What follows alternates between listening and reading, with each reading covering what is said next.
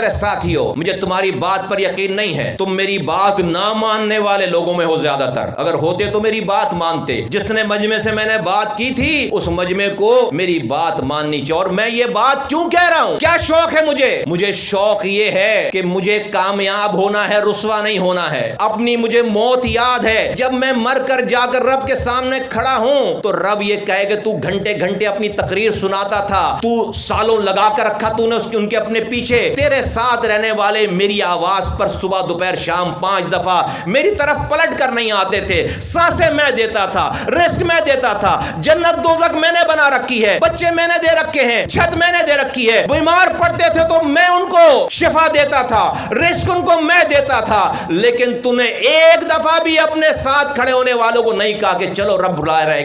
एक दफा भी नहीं कहा। कहां जाऊंगा मैं? किस जगह जाऊंगा? मैं जिस रब को जानता हूं, जिस नियत से मैंने ये तहरीक, ये कारवां शुरू किया है, मैं सीना ठोक कर रब के सामने कहना चाहता हूं कि रब, मैंने ये काम किया, तुझे पता है मैं तेरी रजा के लिए, तुझे राजी करने के लिए तेरे सारे अहकामात को पूरा करते हुए मैंने ये सियासत की है। मुझे रब की रजा यही चाहिए, इसी सियासत में चाहिए। ये तुम लोग मेरे पास शमूलियतों के लिए लोग लेकर आते हो, मेरे पास लाने से पहले उससे पूछो कि वो अगर मुसलमान है, किसी भी मसलक का है, वो 5 वक्त नमाज वाला है नहीं है, और नहीं है तो तस्वीर खिंचवाने से पहले पूछो कि वो नमाज पर आना चाहता है या नहीं आना चाहता। अगर तुम्हें ये पता हो कि जरा सी इफ एंड बट है, नहीं लेकर आओ मेरे पास उसको, नहीं बनाओ कारकुन, नहीं चाहिए। इसलिए कि जीत हो नहीं सकती, कामयाबी हो नहीं सकती, इसके बगैर हो नहीं सकती। और आज से मेरी पार्टी का ये फैसला है, बहुत माजरत के साथ, कि पाक सरजमीन पार्टी का अगर कोई कारकुन रहना चाहता है, जिम्मेदार रहना चाहता है और बनना चाहता है, तो उसके लिए